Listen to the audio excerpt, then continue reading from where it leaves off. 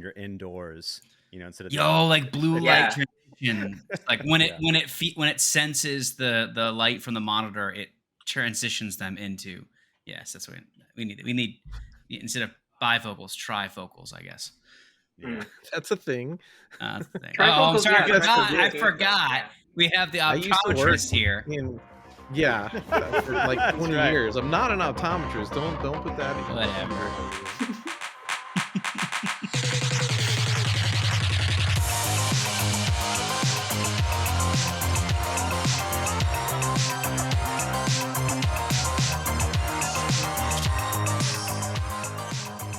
How's everyone doing? Welcome back. We haven't seen this crew on the show in a few weeks. We're back. Weeks off. We're back for this week, and then we're going to be gone again, and then we're going to be back, hopefully, as long as everything works. When the internet works. We're docking your pay. Oh, man. The extravagant pay that we make. Make no mistake. We do it only for the money here on the side. We're the most popular and successful podcast on Facebook. I don't know what you're talking about. Very successful, very popular. Joe Rogan ain't got shit on the suck. Wait, did Beep Beep get kicked off of Facebook? Because that might be. Beep. Yeah, wait a minute. Yeah. Did they really? The second best. No, I'm just kidding. No, Beep Beep is amazing. They're they're killing it. Yeah. We really ought to try to hit them up and do something, because like when we had JPZ on this show, and then I went on to their show, and they were like, yeah, we're down to like have other people on if you want to come back. So nice. I would love to go on there. I'd do some shit. Yeah, that'd be fun. I'll get some guest spots. That'd be super fun. They're very funny. They're very funny. Yeah, they are so good. They used to have their own little show on Means TV, if I'm not mistaken, and that was a lot of fun. Oh, they do? Yeah. That's pretty cool. I think so. I think they did at one point. That rules. I had no idea. Holy shit. Wait, was that like the video game streaming thing they did? I think that was like Bryn and Chris probably. Yeah.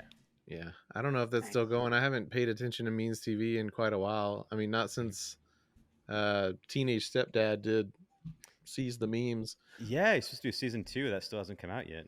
I'm waiting for that one. Yeah. Where we at it? No. Where we at it? No. Well, what have y'all been up to? I know, Willow, you played a show last week for the first time in many months, 6 months. Is that right? Yeah, it was nice. Yeah, we played with we played a show. Somebody had to drop out, so we ended up opening middling for Daikaiju. They've been around for like 20 something years, and they're like they're kind of Blue Man groupy, in that I think it's different members every few years or whatever. But that fucking band rules. If you ever get a chance to see Daikaiju, take that opportunity. They wear Kaiju? What? It's Kaiju? Daikaiju, yeah. DAI Kaiju, yeah. They wear like kabuki masks and act, more threatening than a band usually does when they're playing for you. I'm fucking sold. They demand that you stand here. They do sort of that thing that I think Lightning Bolt used to do, or still does, or something, where they order you where to stand, but they don't ever say anything. And they at one point I was given the bass and just played for about 5 minutes, and that's the kind of shit. Yeah, they often light stuff on fire too. But we didn't get that experience in the very low ceilinged venue we were in. But yeah, it was a great show back, playing with that band, who everybody should go see if they get the chance. Very nice, very nice. And then Matt and Ashley, you went down to the promised land, Florida, for back to our homeland. It seemed like a very special occasion. I don't know. I mean, somebody got married, which is always a great time. Yeah. But my cousin got married. Down there for a while? Huh? Went down there for 6 days, which is like eternity in Florida time. In Florida. Yeah. So, but it was good. We stayed at a not the whole time, but we stayed at a Super 8 where there was blood on our bread sheets, which we didn't realize. It was definitely not our blood, and we didn't realize until we were already had slept on it for 2 nights, I believe. No, the first night, and then it was like too late to go get new fresh sheets, so we were just kind of like, all right, I guess we'll just sleep on the sheets. It was Daytona. It was Daytona. It was Super 8 in Daytona. It's fine. Yeah. Yeah, we went to this is just who we are now. Yeah. It's always who we are. I mean, that just felt right, you know. Mm-hmm. But it was cheap, and it was in Daytona. And there was a walkable place. One of the restaurants was like a club/restaurant. Have you ever been to one of these? Just the strangest. I don't understand it really. Like we went early enough so that the club vibes were like almost non-existent. But the place was like a club. Like it was a club that they had like just tables around, you know? Yeah. With like a DJ booth and like all lights and shit like that. And I never got the appeal of these. Yeah, you could tell that it was supposed to be dark when you were in there, but it wasn't. You know, it had like target lighting, and you're like, this shouldn't. Like, I feel like I shouldn't be here right now. Like, it was like before anything like cool happened. But like the food actually in Florida wasn't bad. Like even at that, like even at the nightclub restaurant that we ate at. Yeah, our waitress had like a neck tattoo and nails long enough to be like very questionably impractical for her profession. You know, love her. Yeah, so she was great. Yeah, the food was actually good though. That was the weird part was that it's just like I have to say it like every meal we had in Florida was good, and I was actively trying to get my hater nut. I was actively trying to hate, and I couldn't hate, and it was really annoying. I was like, this is actually not bad, and we're at this fucking club restaurant in Daytona shithole. Yeah, Florida's in like ecstasy or something. Florida's in its proving itself era. It's a new era for Florida. Yeah. We did stay in Orlando a little bit. We had some fun there. That was actually a quite nice trip. Went to a bunch of museums. It was good. Yep. Yeah, it was fun. Very nice. Very nice. Well, glad to have you back. There's several topics that I saved for when y'all both return, which I will get to shortly.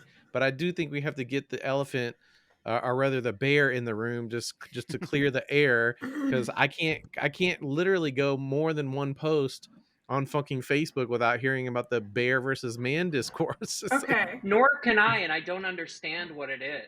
I completely missed it. Oh, good. Well, I'm glad we can unpack it with you. No clue where this started. I get to ask Willow the question.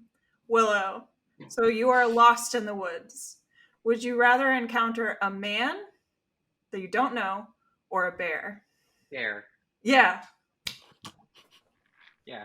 Duh, that's the whole thing. Okay. And men are pissed about it. They're like, how could you, but bears are dangerous. Why would you pick the bear? Are you sexist or something? What's wrong Pretty with often you? a bear isn't dangerous if you follow a specific set of rules. Which does not work for men. No. So... But I mean, I don't know. I mean, that like if you made yourself really big, I might run away. Like if you know like if you just like and you made like a loud noise, I might like get frightened and run away. But if you smelled like honey or berries, then you're fucked. Everyone, I will say Matt and Ashley have had great posts on the subject, but I've seen so many of them now that that it's done. But it's just funny how it's the discourse, you know, it's like the orange thing. It starts like on TikTok and it's somewhat, you know, benign, and then it gets blown out of proportion. And then I think the funniest part about it is watching men react almost as if it's bait. But the sad part is it's not bait. Oh. It's like you're taking bait that's not there. Like why are you telling on yourself? Like it's like bait that nobody's even setting. It's just like it's like a banana peel sitting in the middle of a mall, and you're like walking over to it and be like, oh, you know, like what are you doing? Like nobody's making you do that, you know? Like that's just out there, man. You don't need to step on it. Yeah. It's like men mentioned. Oh, here it comes. Excuse me. Man has entered the chat. I don't really get it. I do kind of like the guys that are like, I get it. You know, so because I was like, yeah, we get it. It's not it's not that complicated, you know? Like men can be terrifying, right? Like that's the thing. I don't know. It's just I think so almost everybody realizes that. Yeah, right? And it's just like just let it go. Like if you're a guy and you're offended by it, that's a little bit telling, right? Yeah. Yes. Yes, it looks much worse than Yeah, I don't yeah, again, it's like it's like rage bait that's not even bait. I don't know how else to say it, but it's just like how Yeah, what if it was like a bear in a truck wearing Oakley glasses, just sitting there Oh, then yeah. recording himself in his truck with a YouTube channel or something. I don't See, know. That's a little more that's still dangerous. cute though. Yeah, it's adorable because That's it's a true. bear. Yeah. Mhm. Well, the other thing that has been usurped from my feed today, I feel like it's been building over the past couple of days. But before that was the trend of Taylor Swift's new album being out, everybody kind of dunking on her. But then now I just see people like plugging in just kind of like anything into those like lyric, Mhm. graphic Mhm. formats. My And yeah, can I read my favorite? please, Yes. please. Sorry, here it is. And these are fake lyrics, right? Yeah. Yeah. So these are Genius, according to Genius, lyrics from "I Hate It Here" by Taylor Swift. At the farmer's market with my so-called girlfriend, she hands me her cell phone and says it's my dad. Man, this ain't my dad. This is a cell phone. Fuck off. That was a good one. That was a good one. I've seen so many of them now, and I mean, I unfortunately I'm not listened to Taylor Swift's new album because I don't listen to Taylor Swift really. Sure. But I know that Ashley is a fan, and I wanted to hear Ashley's take on the album, from someone that's well versed, like if you wouldn't mind sharing some of your thoughts. I've never thought that she was a particularly talented lyricist. I've said it before that she writes lyrics kind of like she has a song due in an hour and she forgot to study. Yeah. But her songs are catchy. I haven't listened to it enough for it to have grown on me. I think Matt's cousin's boyfriend said it best. Oh, yeah, my gay cousin and his boyfriend had the Obsessed. most to say about this goddamn album. Yeah. It was incredible. Where you gotta listen to it a couple times. Sometimes it's an acquired taste, and then you start to like it. I do like her song that she did with Post Malone. They had conspiracy theories about her different albums. It was incredible. Hashtag Gaylor Swift is like a whole thing. Yeah. Yes. So, Right, I have heard this. right, Taylor's secretly gay. And like some of the Right. songs in this album are alluding to her loving pussy Yeah. or whatever it is. Okay. So I need to listen to it is a couple more times and then I can get back to you. But so far, I don't think that she's a great lyricist. I like some of the songs on it though. And it is a double album, right? I mean, yeah, I think it's a lot of 31 songs, right? 31 total songs. That's a lot of songs for her. But like, I commend that output. Like, I wish my favorite artists had that kind of output. Are you kidding me? Like, just putting out an album, like a double album, like after just putting out another album, like, I don't know, like a year or two ago. Right. That's fucking great. I did that once. Like, I mean, that's incredible, right? 15 That's years all ago. I got. I think I do like them. writing. I do like the Taylor Swift fans having to endure a shitty album, though. Yeah. Like one that's just like, hey, this is not good. Like it's just, I'm sorry. That feels good. Like, okay, But you guys had it too good for too long. Like most of us would agree though that it is bad. Like right. The first listen, most people have agreed it's bad. And then the diehard fans are like, no, you just gotta listen to it 3 or 4 times and then it gets good. It's like, I don't think so. I feel like this is like being a fan of like the Red Hot Chili Peppers or something, where it's just like, God. yeah, back when their first couple albums came out, like if you liked it, like, oh yeah, like they got a certain sound that like, but then they kept doing it and kept getting bigger, and then it's just like you're listening to Stadium Arcadium that's supposed to be great because it won, a Grammy or something, and you're just like, how long can they keep doing this? Please stop letting Anthony Kiedis drink adrenochrome from his 19-year-old girlfriend. It's like, cut the mustache off. I think I listened to one of those like newer ones that because they did like one album and then they did another album in the same year pretty recently, like last year, I think. And I don't know why. Oh, I listened to it because of a podcast, because Scott Ackerman and Adam Scott do a bunch of podcasts about bands where they go all the way through the discography, like you talking U2 to me, You Talking REM, me. You Talking Heads to My Talking Head. Springsteen, I can't remember what the name of it was, but before they started the Talking Heads one, they started a Red Hot Chili Peppers one. Are You Talking RHCP, whatever. And they got about like they got like part of the way through the first episode, I think, and then they were like, I don't want to do this. so they did Talking Heads instead for a whole season, and then I think they decided to revive the non-existent Red Hot Chili Peppers one last year to review the new albums, and like they were talking about it like, well, we're big fans of this band, and this album, yeah, this song sucks. This song's not good. This song's okay. They're not this making anything bad. good. No, it's way like, over. It's way over. It's just like that weird, like sort of like milquetoast, like I got a thing that I'd like to say. Shika pika baka dika pika pika pika, and that's what I say. It's very homogenized at this point. Like the things that made Red Hot Chili Peppers good and enjoyable are long gone. And I think there's like that Coldplay era where, you know, if you like Coldplay on their first album, it's like, oh yeah, this was kind of like, we didn't hear this as much at the time it came out. This is pretty good. And then, you know, they become like the number one Billboard selling artist, and you're just kind of like, yeah, this is definitely not, nobody needs this. Like, I don't want to. Right. So like maybe that's what's happening. Just Taylor Swiftification has gone too far. We've had enough Taylor Swift. I don't know, but maybe she's just going to become an EDM band like Coldplay did.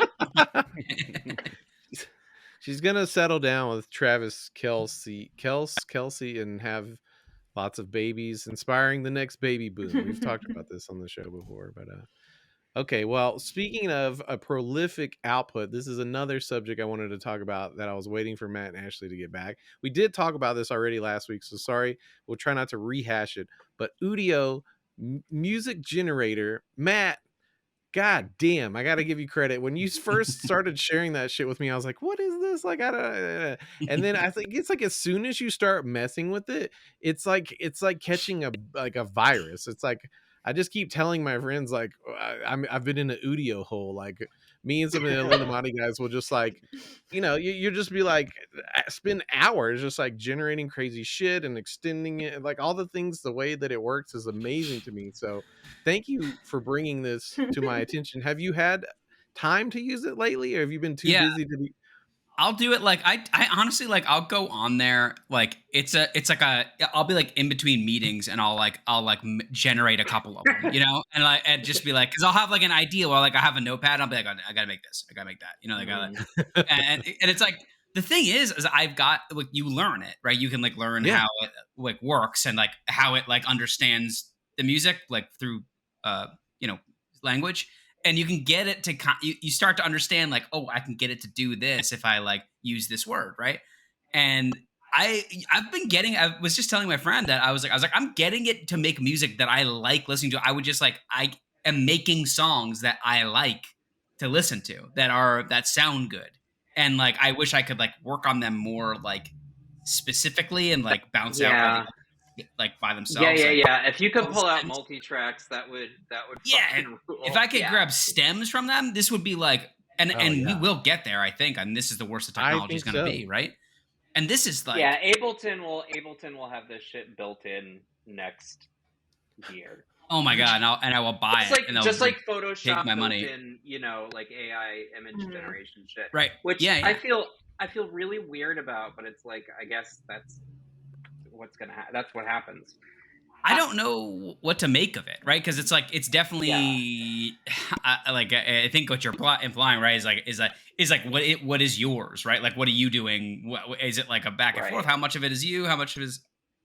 I mean, always up until this point, because I have generated I was generating samples, you know, I was calling them samples using like these the early versions of like not Udio but other generative music things.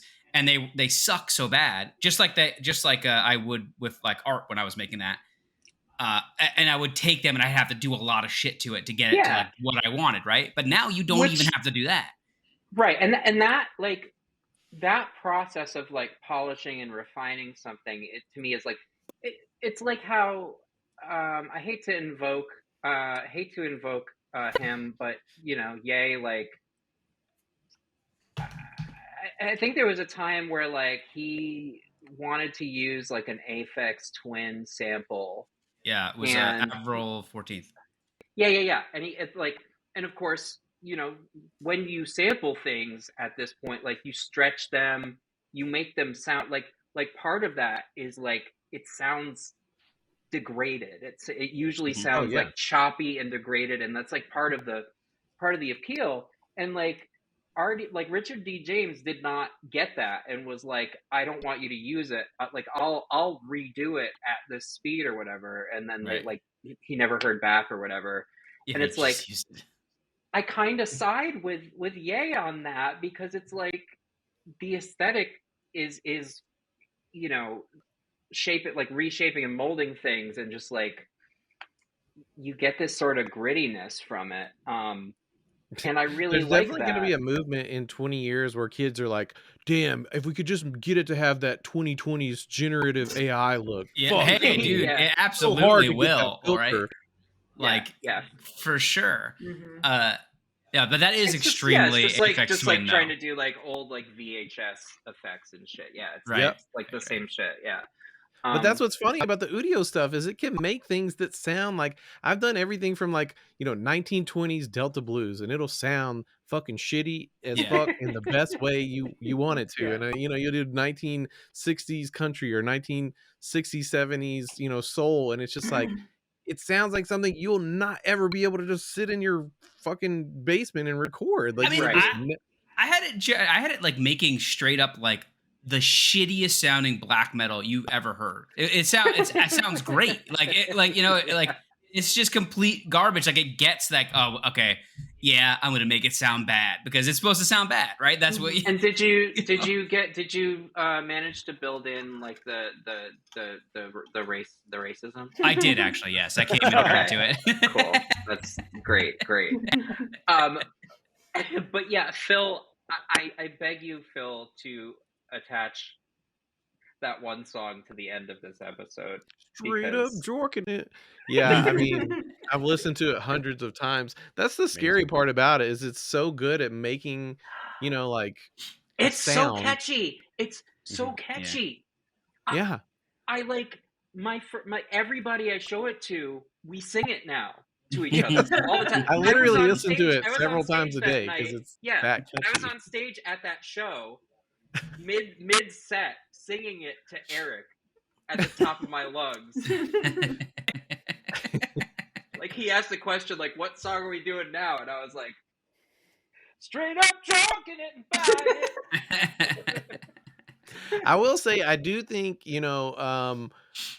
there's the whole contingent of people that will just be vehemently against AI shit to the point they'll never use it enough to understand the nuances of it. And I will say what's really fun about it is, like Matt was talking about, figuring out how, if you do this or if you do that, what happens. That's the fun of generative AI, is figuring out its little secrets, because it's not all on the surface. You don't understand how the training of the model resulted in the outputs. Nobody really does. They just know, like, oh, it fucking worked, so this shit is great, let's do it. And like with the straight up Jorkin song, I literally just took the copy pasta and put it in there as the lyrics, and kind of fixed some, like I couldn't let it say, it says in the copy pasta just with an R at the end. Like I had to fix that because it doesn't make sense when it tries to say that. Sure. But after a couple of generations, I realized how, like, oh well, like right here, if I just say like a few times, like holy fucking shit, like that part of the song is amazing.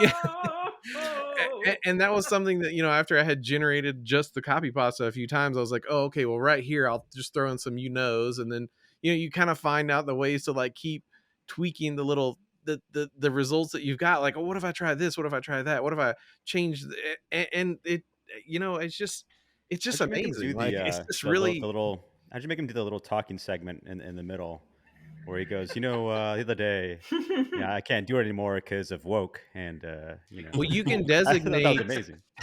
you can designate the different parts of the song. Like you use brackets to designate chorus, verse, breakdown, Okay. bridge. And I've even noticed, I've seen people, like if you go to the front page of Udio, you'll see what's trending, and people have been doing these Fallout themed songs where it'll be, you know, like that old school, like 20s sounding, I don't want to call it jazz, but you know what I'm trying to say. Yeah.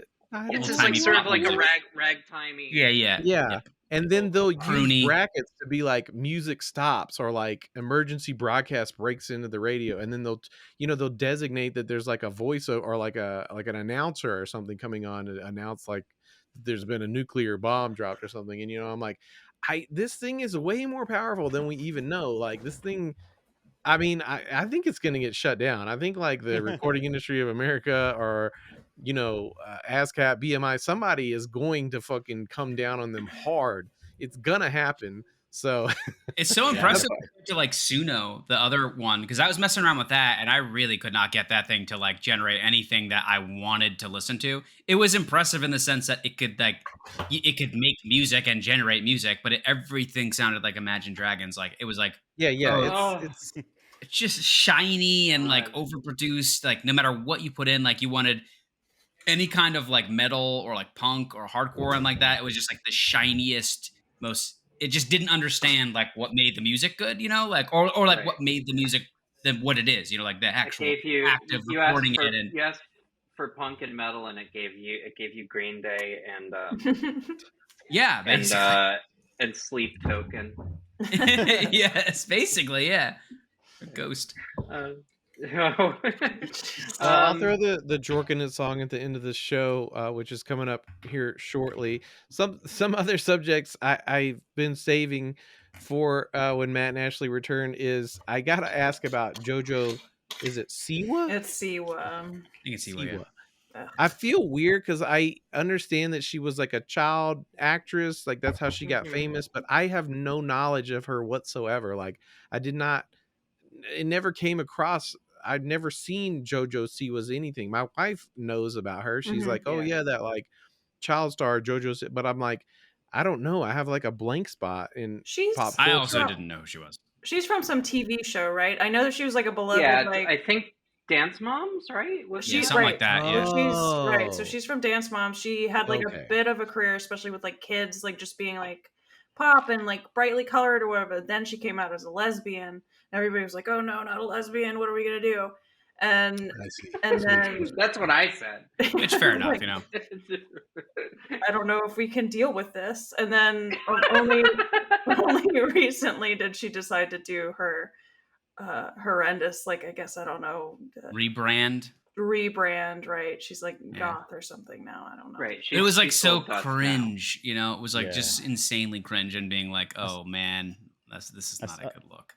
I saw some like insane dance move that she did go viral on like TikTok or something. I just saw like a bunch of video clips on it. Yeah. Awful. It's ridiculous. Yeah. I hate her. I watched some like mini dating show where she, those where they have the curtain and you gotta like get rid of people based on like their shoes or whatever. They like line 5 people up. And like you slowly see more of their outfit, and you have to like get rid of them based on questions and like what their clothes look like. Mm-hmm. I hate her. She was just like getting rid of people for like the dumbest reasons. She was just like, I don't know, I just don't think I'm more of like the butch in this relationship, but I don't like how feminine your shoes are. And she was this hate her. That doesn't even make any sense. I know. As a butch, I would know. Yeah, that's true. Matt is very sad. Mommy Matt knows exactly. I've really enjoyed Rose Vineshank's posts about JoJo because I mean she's mostly like supportive, but there's so much of the rhetoric it's just hard to handle. Like the one meme about I support Jojo Siwa in theory, but yeah, there you go. She makes it difficult though. She really does. A little much, yes. I don't think anything summed it up better than the one meme that was like when you give a homeschool kid a Mountain Dew. Yeah, that was like perfect. Yeah, like there he goes. Yeah, it's perfect. I love that, like that when she was like dressed as as like Kiss, like basically just like literally looks like Kiss, like, and she was just like, I don't know who that is. It's like, oh, the fucking like what you're dressed as, like literally like the famous 70s band. Okay. The famous band of guys in their 70s. Yeah. I wish I didn't know who Kiss was. That sounds great. Hey, Yeah, I'd rather I don't mind Kiss. I don't mind. I like their first 2 albums.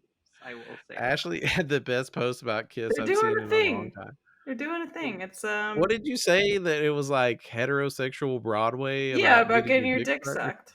Which I like that. Yeah, I support it. Go pretty hard when you say it. So like incredibly accurate. Mm-hmm. That's not so bad. And you guys got to remember, Jojo Siwa invented gay pop because homosexuals have not been allowed in pop music.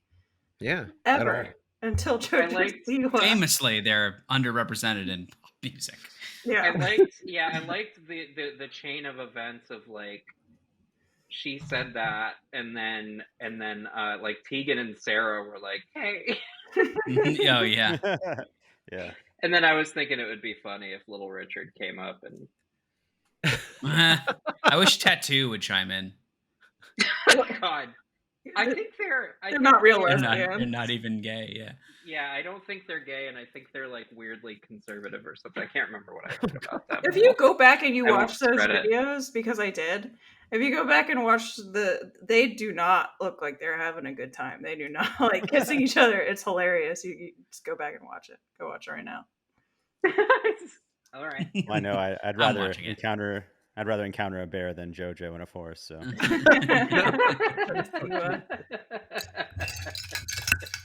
All right, everybody. Well, it's great to be back with the crew for I didn't even mention this. This is episode 100. Episode 100.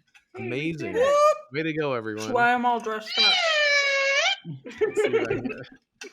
I can't. Oh, it's because I'm on OBS. It's not working. That's right. But nice work, Jason. Nice work. Oh, hell beautiful. Willow's got it.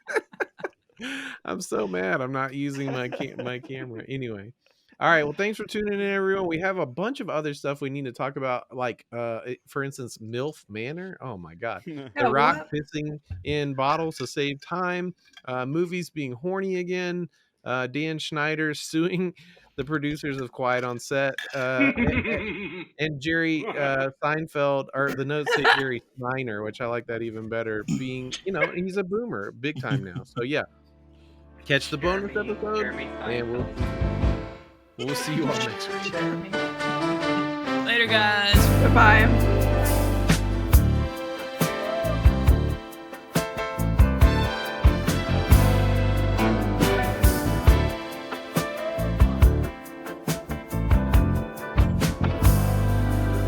I'm in the strip club,